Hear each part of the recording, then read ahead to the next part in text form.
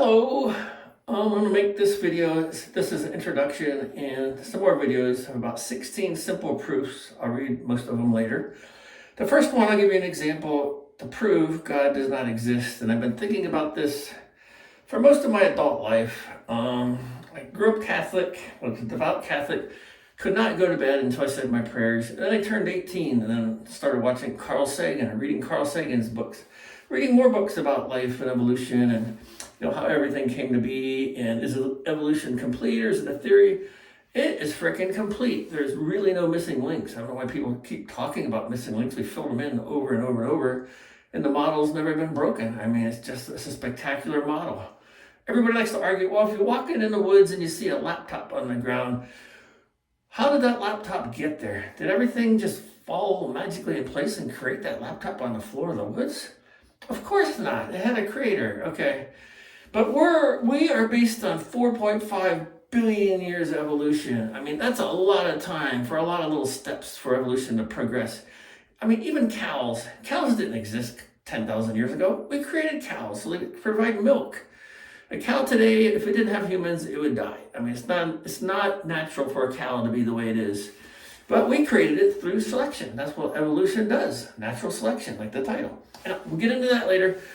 The main one I want to talk about today, or right now, is prayer. Why do people feel the need to pray? Okay.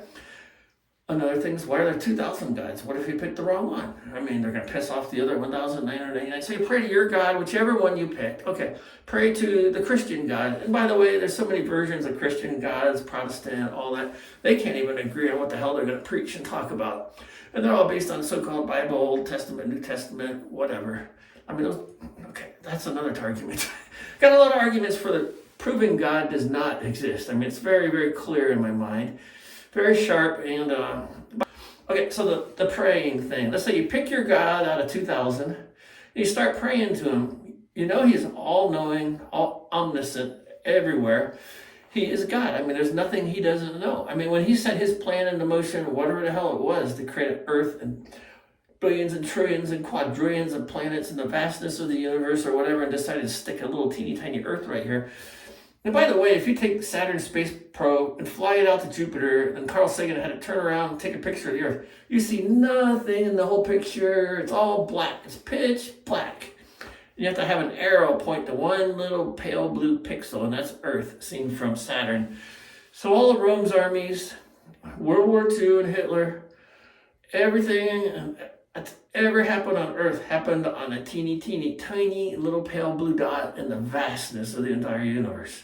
So we're really insignificant. I know we want to feel significant with our God and everything, but we really aren't. Universe is a dangerous place. Yeah, so it's a vast place. I mean, it's dangerous. So everybody that's ever loved, everybody that was ever born, everybody that ever, had a true heart for the significant other, found themselves on the pale blue dot, got loved, got married, had kids, the way evolution programmed us to, or God tells us to, whatever. Anyhow, happened on that little pale blue dot. Back to prayer. So people feel the need to pray to their God so they could get what they need, right? If they have cancer, they want to pray to get rid of the cancer. If they have a test coming up, they'll pray to pass the test. Or they pray a meeting goes well, or they pray to get a job, or they pray for this, and they pray for that. Well, God set his motion, according to the Bible and basically your religion, Catholic, Christian religions, that God put everything in motion, and he's all-knowing, all-powerful, all-everything. He freaking knew what was going to happen the split second he put it all into motion. And here you have billions of people come along, saying prayers for him, asking God to change his plan. What the hell? If you believe in God, why are you going to have him change his plan? Did he make a mistake? Does your free will trump what he wanted? So you have your free will, and now you're asking God to give you what you want. And by the way, free will really doesn't exist, and I'll explain why in a different video. Okay, so you're trying to change God's plan. Every Tom, Dick, and Harry's praying to him, maybe daily or weekly or monthly or whatever. Why would God change his plan? He's already created it, set it in motion. If you got cancer, he wanted you to get cancer. Cancer is not going to cure itself. God and your prayer are not going to cure cancer. A good doctor and good science will kill your cancer. You should be praying to science and praying for a good oncologist, a cancer doctor. So you should be praying for that. That's something useful. that could change your life and give you a cure. Not God and his prayers. He's already set it into motion. He wanted you to have cancer. He didn't want you to pray and change the plan. Or if he did, that's kind of, I don't know, circular thinking or reasoning on the part of God. I don't know. It's not logical. It's not reasonable. And I have 16 other reasons I'm going to cover in future videos. I won't go through the whole list right now, but that's a flavor of it. Hope you enjoyed it. I'll definitely cover many reasons why God does not exist. Thank you.